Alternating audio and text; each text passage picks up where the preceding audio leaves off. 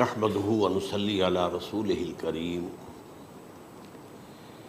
اما بعد فقد قال الله تبارك وتعالى كما ورد في سورة الجاثية اعوذ بالله من الشيطان الرجيم بسم الله الرحمن الرحيم وإنه لعلم للساعة فلا تمترن بها واتبعوني هذا صراط مستقيم صدق اللہ العظیم رب اشرح لی صدری ویسر لی امری واحلل عقدۃ من لسانی یفقہوا قولی اللہم ربنا الہمنا رشدنا واعذنا من شرور انفسنا اللہم ارنا الحق حقا وارزقنا اتباعہ وارنا الباطل باطلا وارزقنا اجتنابہ آمین یا رب العالمین۔ قادیانیت سے متعلق ایک بحث کا آغاز ہو گیا تھا، کیونکہ ہمارے علم میں یہ آیا تھا کہ قادیانیوں نے خاص طور پر ماڈل ٹاؤن کو اپنا ایک مرکز اور اپنا اڈہ بنانے کا فیصلہ کیا ہے، اور اس کا ہمیں تجربہ بھی حاصل ہو گیا۔ کچھ نوجوان اہل سنت کے نوجوان میرے پاس آئے تھے اور انہوں نے میری توجہ ادھر منعطف کرائی کہ یہاں پر یہ اپنی جمعے کی نماز کے لیے اوپن گراؤنڈ استعمال کر رہے ہیں اور اس میں لگا لیتے ہیں پارٹیشن وغیرہ، اور بڑی یوں سمجھیے کہ بڑی مہم کے ساتھ دونوں طرف کی سڑکیں بند کر کے، اور جو بھی لوگ مسافر ہیں انہیں بھی دعوت دیتے کہ آئیں یہاں جمعہ پڑھیں، اور بعض لوگ مغالطے میں وہاں جمعہ پڑھ لیتے۔ تو اس کے حوالے سے انہوں نے کوشش کی کہ کچھ نہ کچھ اس سلسلے میں، کیونکہ انہوں نے مجھے لا کر قانون دکھایا۔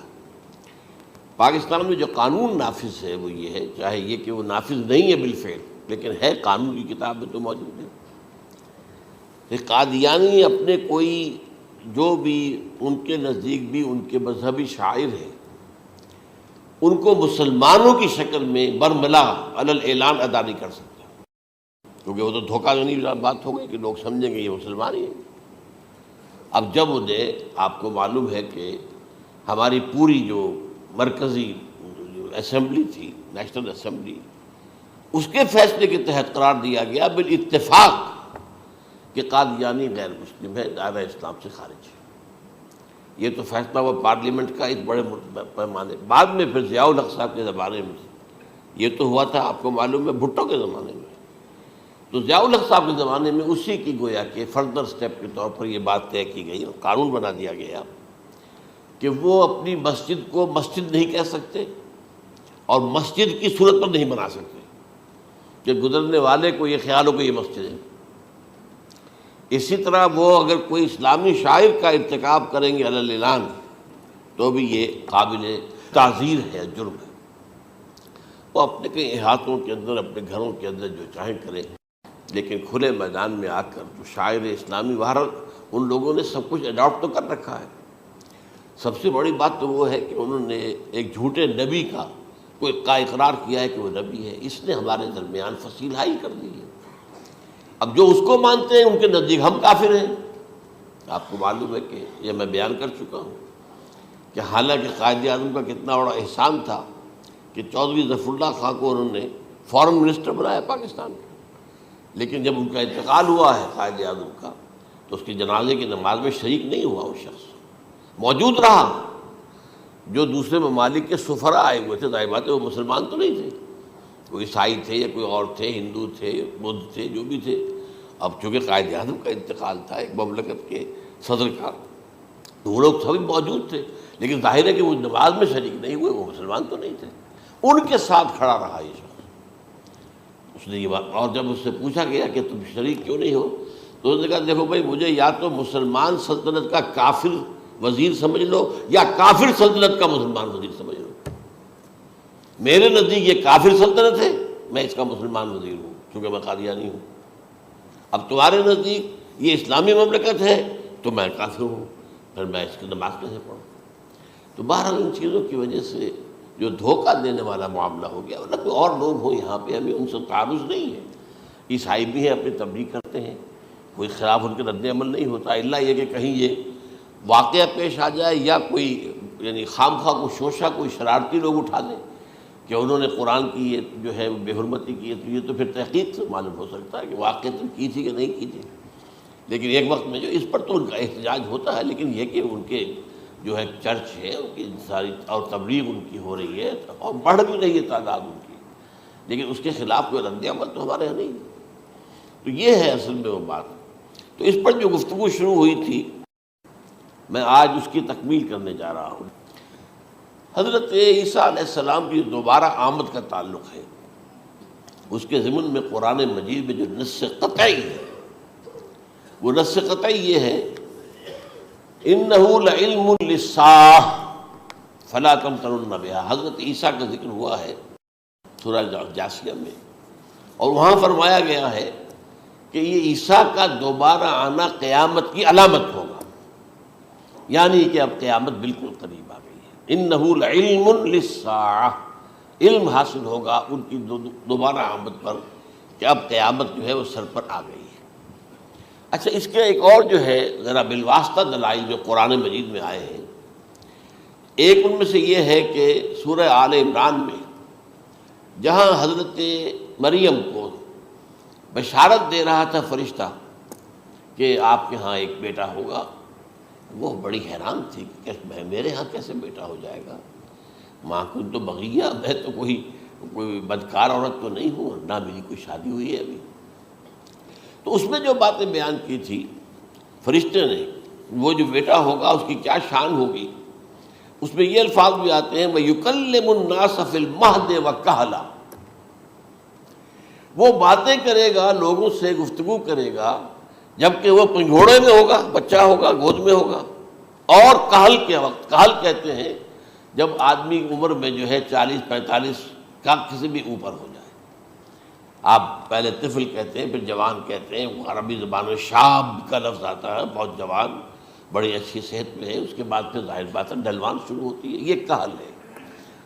جب بڑھاپے کے آثار شروع ہوتے ہیں، بال سفید ہونے شروع ہوتے ہیں، تو یہ کہل، قبول۔ اب سوال یہ ہے اس گھوڑے میں بات کر دیں، یہ تو معجزہ ہے، لہذا اس کا ذکر یہاں پر مناسب ہے۔ یہ بڑے ہو کر بات کرنے کی کیا ضرورت تھی کہنے کی، وہ تو سبھی کرتے ہیں انسان۔ یہ اسی لیے کہ معلوم ہو کہ کہولت بھی انہیں آئے گی، آپ حالانکہ آپ کو معلوم ہے سب مانتے ہیں، عیسائی بھی مانتے ہیں، سب مانتے ہیں، 33 برس کی عمر میں انہیں اٹھا لیا گیا، اس دور میں تو کہولت آئی نہیں، اس لیے قرآن ذکر کر رہا ہے۔ اور یہ بات جو ہے دوسری مرتبہ آئی ہے یہ سورہ المائدہ میں آیت نمبر 110 وَتُكَلِّمُ النَّاسَ فِي الْمَهْدِ وَكَهْلًا، صرف یہ ضمیر کا فرق ہے، وَيُكَلِّمُ النَّاسَ فِي الْمَهْدِ وَكَهْلًا، اور وَتُكَلِّمُ النَّاسَ فِي الْمَهْدِ وَكَهْلًا یہ ہے جب قیامت کے دن اللہ تعالیٰ حضرت عیسیٰ سے سوال کریں گے، اے عیسیٰ ابن مریم، کیا تم نے میری اجازت سے اور میری تائید سے یہ معجزے نہیں دکھائے، یہ معجزے نہیں دکھائے، میں نے تم پر یہ فضل نہیں کیا؟ اور یہ گویا کہ بالواسطہ عیسیٰ کے ماننے والوں سے خطاب ہے کہ اللہ تعالیٰ کے کتنے بڑے بڑے احسان ہوئے، اور اسی میں تم بات کرتے تھے لوگوں سے پنگھوڑے کے اندر بھی اور کہولت کی عمر میں بھی۔ تو یہ کہولت کی عمر کب آئی؟ حضرت عیسیٰ علیہ السلام۔ تو اس کے بغیر تو ممکن ہی نہیں ہے کہ وہ دوبارہ دنیا میں آئیں، پھر ان کے اوپر وہ عمر آئے اور اس عمر کے اندر بھی وہ بات کریں گے۔ تو یہ میرے نزدیک قرآن مجید کے اندر دلائل ہیں اس چیز کے کہ حضرت عیسیٰ علیہ السلام کی دوبارہ جو ہے آمد ہوگی۔ اب اس ضمن میں چاہتا ہوں کہ آج خاص طور پر جو الساعہ کی اور جو علامتیں قرآن میں آئی ہیں، یہ ضمنی مضمون ہو جائے گا، لیکن بہرحال یہ بھی ایک معلوماتی مضمون ہے کہ ایک تو یہ قیامت کی بڑی نشانیوں میں سے حضرت عیسیٰ کا دوبارہ آنا، اور کیا کیا جو ہے باتیں بیان ہوئی ہیں وہ ذرا غور سے سن لیجیے۔ پہلی بات میں نے ہلکا سا حوالہ دیا تھا، ہم تو ایک لفظ قیامت بولتے ہیں، وہ قیامت جو ہے اتنا ہمارے نزدیک جامع لفظ ہے کہ جس میں وہ بھی جو زلزلۃ الساعہ آئے گا وہ بھی ہے، پھر جو نفخ روح نفخ ساق ہوگا وہ بھی ہے، لیکن قرآن مجید سے معلوم ہوتا ہے کہ یہ الساعہ ہے، وہ گھڑی جس دن کے یہاں قیامت برپا ہوگی، زلزلہ آئے گا، شدید ترین حالات آئیں گے، فوری طور پر تمام انسان مر نہیں جائیں گے۔ جو ہے اس کا نقشہ جو کھینچا گیا ہے، یا ایھا الناس اتقوا ربکم ان زلزلۃ الساعۃ شیء عظیم یوم ترونھا تذہل کل مرضعۃ عما ارضعت وتضع کل ذات حمل حملها وتری الناس سکاری وما هم بسکاری ولیکن عذاب اللہ شدید، اے لوگوں ڈرو، اللہ کا تقوی اختیار کرو، اس لیے کہ قیامت کا زلزلہ بہت سخت شے ہے، بہت بھاری شے ہے۔ ان زلزلۃ الساعۃ شیء عظیم، جب پہاڑ چل رہے ہوں گے اور جو ہے انسان جو ہیں گے وہ جس طرح پروانے ہوتے ہیں، پتنگے ہوتے ہیں، ایسے اڑ رہے ہوں گے انسان، اور اس میں یہ بھی حال ہوگا کہ لوگ جو ہے ہر جو